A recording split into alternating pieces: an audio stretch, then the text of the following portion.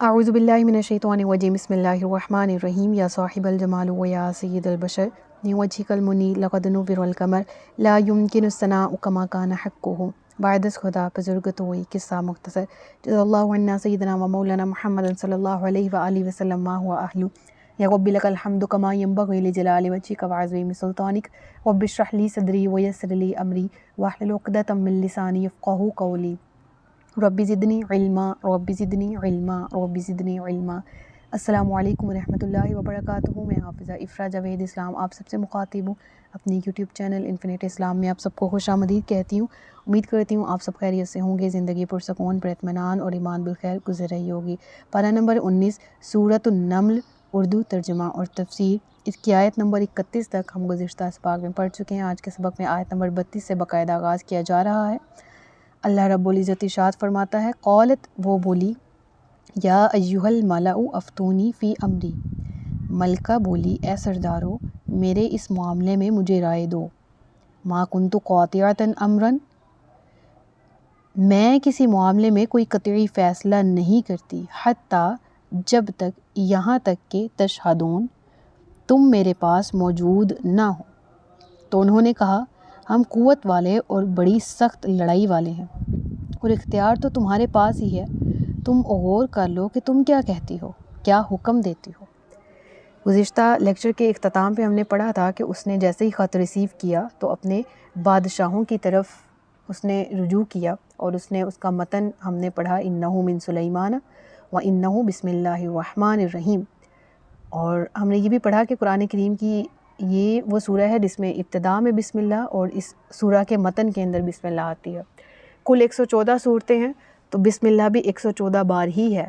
سورۃ التوبہ میں موجود نہیں ہے، یہاں پر موجود ہے تو اس طرح بیلنس ہو گیا، ٹھیک ہے۔ بہرحال یہاں پر دوبارہ سے ذکر کر لیتے ہیں کہ وہ جو ملکہ ہے وہ اپنے رعایا کے جو سرداران ہیں ان سے گویا ہوتی ہے اور کہتی ہے کہ تم اس کے بارے میں مجھے کیا مشورہ دو گے۔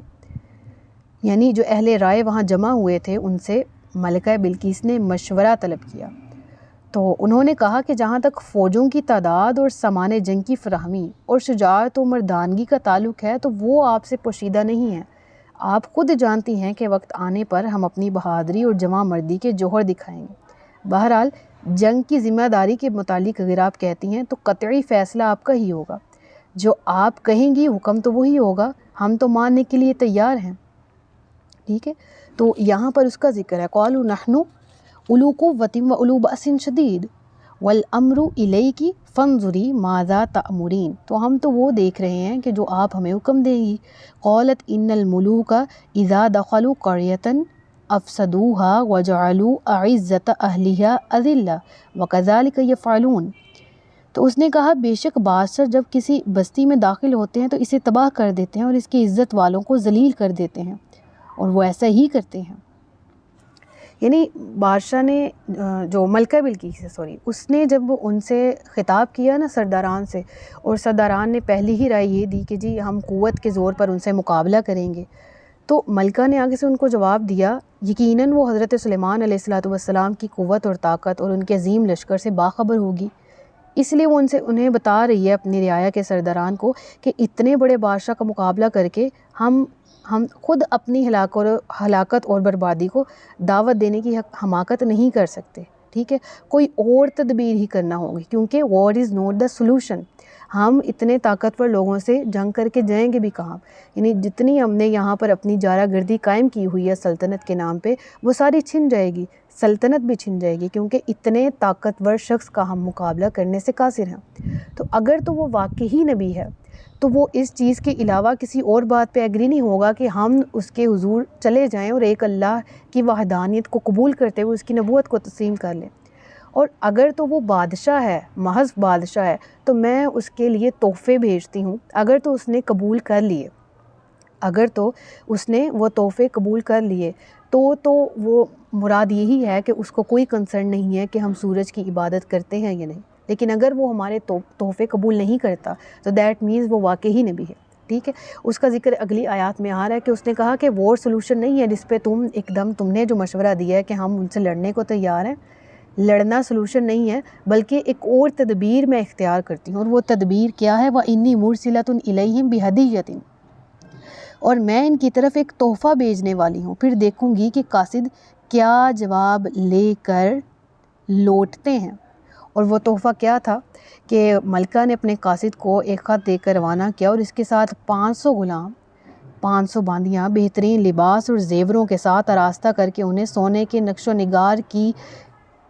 سے مزین کی ہوئی زینوں پر سوار کر کے ان کو بھیج دیا، روانہ کر دیا۔ ان کے علاوہ 500 سونے کی اینٹیں، جواہرات لگے ہوئے تاج اور مشک و عنبر وغیرہ بھی روانہ کیے۔ مختلف قسم کے ایکسپینسو ہدیات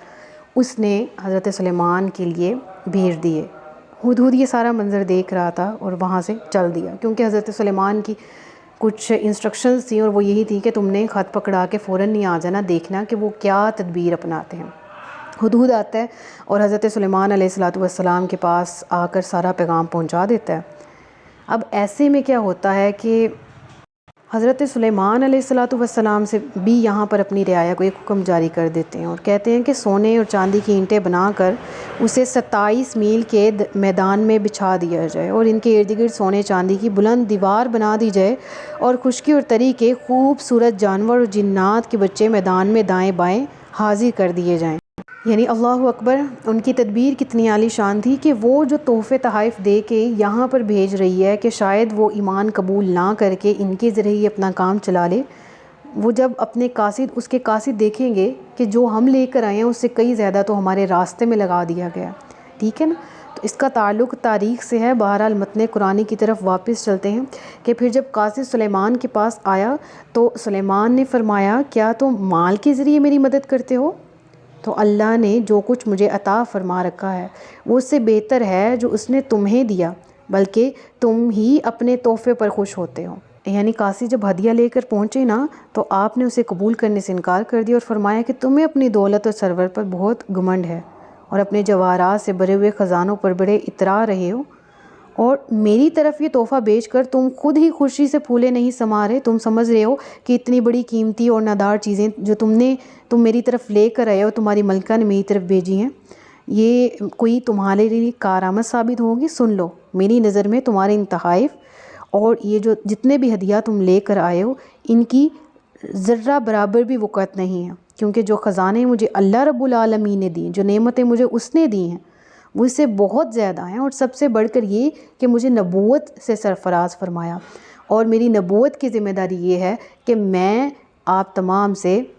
یعنی تمام رعایا کی تک تبلیغ پہنچاؤں، احکامات ربانی پہنچاؤں اور آپ کو یہ دعوت دوں کہ آپ اسلام قبول کریں۔ تو حضرت سلیمان نے تو ملکہ کو خط لکھا اور بغیر کسی جنگ کی دعوت دیے یہ جنگ کا ذکر کیے کہا کہ تم ایمان لے آؤ، لیکن اگر وہ اس پر راضی نہیں ہے تو اسے جا کر میری طرف سے صاف صاف پیغام سنا دو کہ اگر تم نے سورج کی پرستش سے توبہ کر کے میرے لائے ہوئے دین کو قبول نہ کیا تو میں ایسا لشکر جرار لے کر تم پر چڑھائی کروں گا کہ تم اس کا مقابلہ نہیں کر سکو گے۔ اس کا ذکر یہاں پر آیات قرآنی کے متن میں موجود ہے۔ ان لوگوں کی طرف لوٹ جاؤ،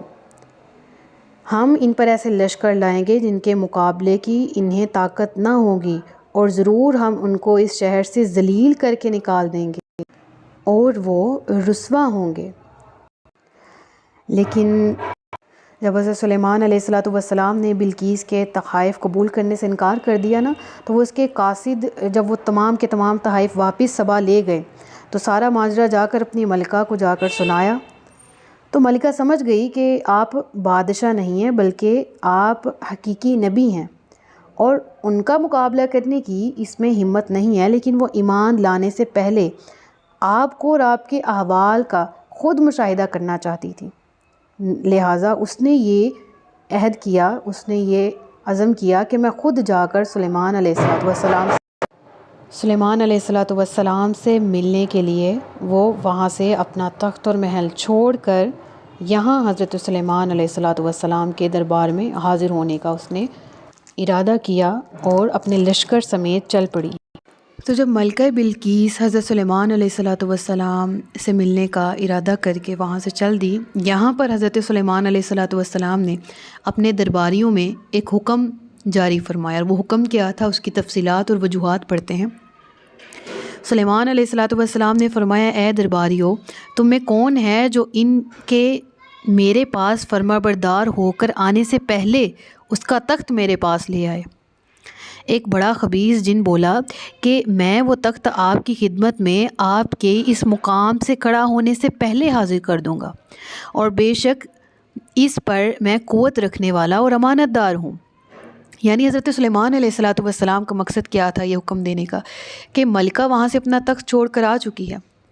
اب اس کے یہاں پر مطیع اور فرما بردار ہو کر آنے سے پہلے جب وہ اپنا تخت یہاں موجود پائے گی تو یقیناً وہ جان لے گی کہ یہ نبی، یہ حکمران، یہ بادشاہ کس قدر طاقتور ہوگا، کہ جس کے جو رعایا کے لوگ ہیں، جو اس کے انڈر آتے ہیں، جو اس کے مطیع اور فرما بردار ہیں، وہ کس قدر طاقت کے مالک ہیں، کہ جنہوں نے اپنے بادشاہ کے حکم سے بہت جلد ہی، یعنی ملکہ بلقیس کے آنے سے پہلے ہی اس کا تخت لا کر یہاں پر کھڑا کر دیا حضرت سلیمان کے دربار میں۔ تو آپ نے جب یہ اناؤنسمنٹ کی نا تو آپ کے دربار میں سے قولا، ایک بولا، کون؟ عفریت من الجن، بڑا والا جن، ٹھیک ہے، وہ کھڑا ہوتا ہے، بولتا ہے انا آتی کبھی قبل ان تقوم من مقامک، کہ آپ اپنی نشست برخاست کرنے سے پہلے اس تخت کو یہاں پر پائیں گے، بے شک میں اس پر قادر ہوں۔ یعنی مجھے یہ طاقت دی گئی ہے کہ آپ کہہ رہے ہیں کہ ملکہ بلقیس کا یہاں پر آنے سے پہلے وہ تخت ادھر آ جائے۔ اب ملکہ بلقیس صرف 3 میل کی مسافت پر دور رہ گئی تھی، لشکر تقریباً آن ہی پہنچا تھا۔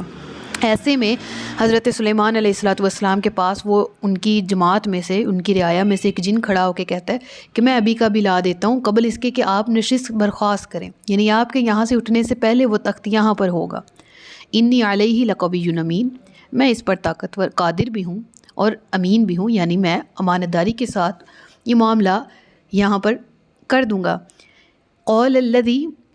تو اس نے عرض کی جس کے پاس، عندہ، جس کے پاس، علم من الکتاب، انا آتیک بہ قبل ان یرتد الیک طرفک فلما رآہ مستقرا عندہ قال ھذا من فضل ربی، اس نے عرض کی جس کے پاس کتاب کا علم تھا کہ میں اسے آپ کی بارگاہ میں آپ کے پلک جھپکنے سے پہلے ہی لے آؤں گا۔ یہ کون شخص تھا؟ کس کے پاس کتاب کا علم تھا؟ علماء کا اس پر اتفاق ہے کہ اس سے مراد آپ کی بارگاہ کے ایک معزز ترین انسان حضرت آصف بن برخیہ رضی اللہ تعالیٰ عنہ ہیں، اور کتاب کے علم سے مراد روایات آتی ہیں اس میں اعظم کا علم ان کے پاس تھا، اور روایات آتی ہیں کہ اس سے مراد یعنی کہ ہو سکتا ہے کہ حضرت داؤد پر جو تورات نازل ہوئی تھی اس کا علم بھی، اس میں بھی یہ ماہر تھے، ٹھیک ہے، یعنی حضرت داؤد کے بیٹے حضرت سلیمان، تو اس وقت ان کے پاس جو علم تھا رب العالمین کی طرف سے خالص کردہ، یعنی کافی رب العالمین کی بارگاہ کے مقرب انسان تھے، اور یہ نبی نہیں تھے لیکن ولی ضرور تھے، اور ولی سے کرامت کا ظہور ہونا یہ قرآن سے ثابت ہے۔ لہٰذا حضرت سلیمان علیہ الصلوۃ والسلام کی جو بارگاہ میں، ان کے دربار میں جو موجود اللہ کے یہ ولی تھے، حضرت سلیمان کے صحابی بھی آپ ان کو کہہ سکتے ہیں، حضرت آصف بن برخیہ کھڑے ہوتے ہیں اور کہتے ہیں کہ اے سلیمان، میں اس تخت کو یہاں پر لانے پر قادر ہوں قبل اس کے کہ آپ اپنی پلک بھی جھپکیں۔ اللہ اکبر۔ چنانچہ ایسا ہی ہوا، فلما رآہ مستقرا، پھر جب سلیمان نے اس تخت کو اپنے پاس رکھا ہوا دیکھا تو فرمایا یہ میرے رب کے فضل سے ہی ہے، تاکہ وہ مجھے آزمائے کہ میں شکر کرتا ہوں یا ناشکری۔ اللہ اکبر۔ یعنی ایسا ہوا، حضرت آصف بن برخیہ رضی اللہ تعالیٰ عنہ نے ایسا ہی کیا، اور ایک پلک جھپکنے کی ہی مہلت میں جو بلقیس کا شاہی تخت تھا وہ 1500 میل کی مسافت سے، یعنی جو صبا ہے وہاں سے اٹھا کے ایک پلک جھپکنے کے دوران بیت المقدس تک پہنچا دی، یعنی شام تک، جہاں پر حضرت سلیمان علیہ الصلوۃ والسلام موجود تھے۔ اور جب ایسا ہوا تو حضرت سلیمان علیہ الصلوۃ والسلام کی عاجزی کس قدر تھی، اللہ کا شکر ادا کر رہے ہیں کہ وہ شخص کہ جس نے، اب دیکھیں نا، ملکہ ہے، ملکہ کا تخت ہے، ٹھیک ہے، اور ملکہ کا تخت کوئی ایسے ہی تو نہیں نا کہیں کسی صحن میں پڑا ہوگا، بلکہ ایک قصر شاہی میں کسی محفوظ ترین جگہ میں رکھا ہوا ہوگا، اور اس کی نگہبانی کے لیے خصوصی پہرے داروں کا انتظام بھی کیا گیا ہوگا، ٹھیک ہے۔ جو لے کے آئے اس کے متعلق قرآن نے ان کی صفت بیان کی ہے کہ وہ جس کے پاس کتاب کا علم تھا، نام نہیں لیا گیا۔ جمہور علماء کرام کا اس پر اتفاق ہے کہ وہ حضرت آصف بن برخیہ تھے جنہوں نے یہ کرامت سر انجام دی، لیکن بعض لوگ حضرت خضر کا نام بھی لیتے ہیں اور بعض حضرت جبرائیل کا نام بھی لیتے ہیں، لیکن جو حضرت آصف بن برخیہ کے متعلق اقوال ہیں وہ زیادہ مشہور ہیں۔ قرآن کریم میں ان کا نام نص میں موجود نہیں ہے، قرآن نے صفت کے ساتھ ان کا تعارف کروایا کہ وہ شخص جس کے پاس کتاب کا علم تھا، ٹھیک ہے۔ اور اس سے یہ بھی معلوم ہوتا ہے کہ اس شخص میں یہ قوت اور طاقت پیدا ہونے کی وجہ یہ تھی کہ اس کے پاس کتاب کا علم تھا، اور اس آیت سے کرامات اولیاء کا ثبوت بھی ملتا ہے۔ اور یہ بات بھی واضح ہو جاتی ہے کہ اگر حضرت سلیمان علیہ السلام کا ایک امتی کتاب کے علم کی برکت سے ایسا کام کر سکتا ہے، تو نبی پاک صلی اللہ علیہ وآلہ وسلم کی امت کا ولی، جو کہ محض یہاں پر الکتاب کا ذکر کیا گیا نا، تو اس سے مراد بھی علماء فرماتے ہیں اس میں اعظم ہے، اس سے مراد فلاں ہیں فلاں ہیں، لیکن جو نبی پاک صلی اللہ علیہ وآلہ وسلم کی امت کا ایک ولی، وہ کس کا عالم ہے؟ وہ کتاب المبین کا عالم ہے، اور وہ اس کے اسرار اور معارف پر آگاہ ہے، تو اس کے لیے کیا مشکل ہے کہ اس سے بھی کرامات ظاہر ہو سکیں، ٹھیک ہے۔ تو جو لوگ نبی پاک صلی اللہ علیہ وآلہ وسلم کی امت کے اولیاء کاملین کی کرامات کا انکار کرتے ہیں، انہیں قرآن کریم کی اس آیت میں غور و خوض کرنا چاہیے۔ تو بہرحال حضرت سلیمان فرماتے ہیں ھذا من فضل ربی لیبلونی ااشکر ام اکفر ومن شکر فانما یشکر لنفسہ۔ حضرت سلیمان فرماتے ہیں یہ مجھ پر اللہ ہی کا فضل ہے، یہ اللہ ہی کی طرف سے ہوا ہے، یہ اللہ ہی کے فضل کی طرف، یہ اللہ ہی کے فضل کی وجہ سے ہے، لیبلونی تاکہ وہ مجھے آزمائے کہ میں ان نعمتوں پر اس کا شکر گزار ہوتا ہوں، ام اکفر یا ناشکری کرتا ہوں۔